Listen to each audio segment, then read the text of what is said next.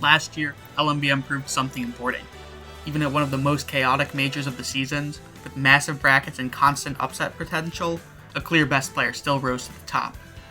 Spargo won LMBM last year, and he didn't just win, he proved himself as the #1 ultimate player in the world in a bracket that usually refuses to cooperate. So heading into LMBM 2026, the question isn't just who's attending. It's whether that kind of dominance is even possible again, especially now that the event is somehow even bigger.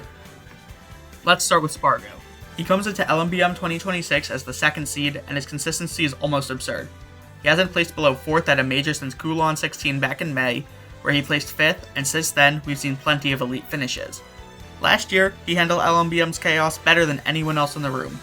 And while repeating at this event is notoriously difficult, Spargo has shown he's capable of doing exactly that.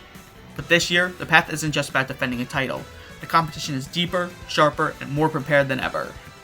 If Spargo represents consistency at the very top, Hurt represents the strongest challenge to it.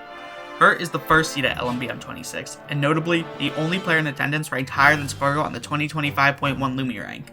Last year, he placed 2nd at LMBM, only losing to Spargo. Hurt hasn't placed outside the top 4 at any major since S Factor 12 in July. Those results reflect consistency across multiple majors. If last year showed us that Chaos majors can crown a clear best, Hurt is the strongest argument that this year might crown someone new. Then there's Zamba. On paper, his recent results might look slightly less dominant. He had a 4th place finish as the 2nd seed at Afterburner 2026 last weekend, not what's usually expected of him. However, this weekend is different. LMBM takes place in New York, Zamba's home turf, and players tend to thrive when they're defending their region. The challenge is the competition. Hurt currently leads their head-to-head 4-0, and Spargo leads 9-4. To win this tournament, Zamba likely has to overcome both out-of-region rivals and historical hurdles, and that's exactly what makes his run interesting. Now let's talk about one of the most compelling dark horses in the bracket, PK Chris. PK Chris is a highly talented NES player who missed out on this year's alt rank, and that alone sets up a strong narrative. A player with proven capability, looking to remind everyone exactly where he belongs. From a bracket perspective, PK Chris's projected path actually sets up fairly well for him. Early on, he potentially runs into Zog, a strong Duck Hunt player from Canada. Duck Hunt is generally a tougher matchup for NES, so this is likely the most uncomfortable part of the path. That said, if PK Chris clears this hurdle, his path has some amazing potential.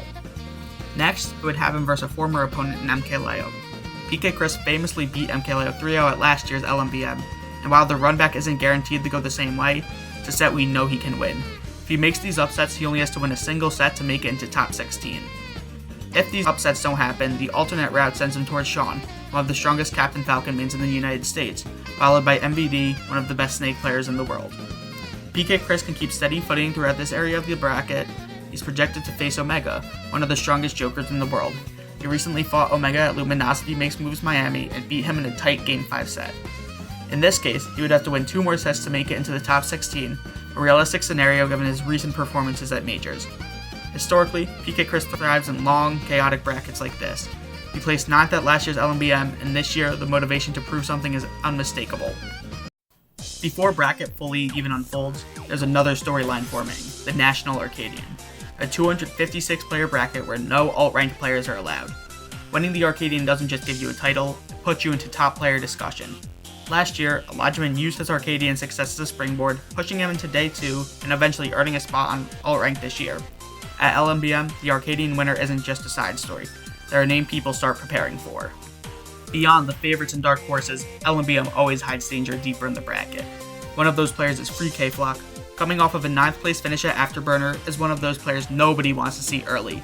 The Zelda specialist has been ranked high up on the New York rankings for years, and even has wins over strong players such as Zamba, Roru, Syrup, and Shiny Mark. We also have Louis Money. Coming off an extremely strong 2nd place finish at Afterburner is another player nobody wants to run into early at LMBM. Louis Money has re-established himself as one of the most dangerous players in the bracket, especially in high-pressure tournaments like this. His recent run showed not just peak performance, but consistency across multiple sets, and at an event as big as LMBM, that matters more than ever. And then there's Quid. Recently listed as an alt-rank honorable mention, Quid has history here, winning LMBM back in 2022 as the lowest seed to ever win a major, seeded 32nd. At LMBM, who you've beaten before matters, but how you're playing right now matters more. So, what kind of run can we expect? Perhaps the top seed who barely survives pools? Maybe another Arcadian standout who carries momentum into Day 2? What about the regional threat nobody has matchup experience against? And we can't forget the favorite forced into brutal losers run far earlier than expected. At this scale, clean brackets don't exist, only adaptations do. Last year showed us that even Chaos Majors can crown a clear best. This year might show us how hard that is to repeat. LMBM won't just test skill, it'll test endurance, preparation, and composure. And once the bracket starts, the real stories won't be theoretical anymore. If you want a full breakdown once the event wraps up, make sure to subscribe. I'll be covering the biggest runs, upsets, and storylines from LMBM 26.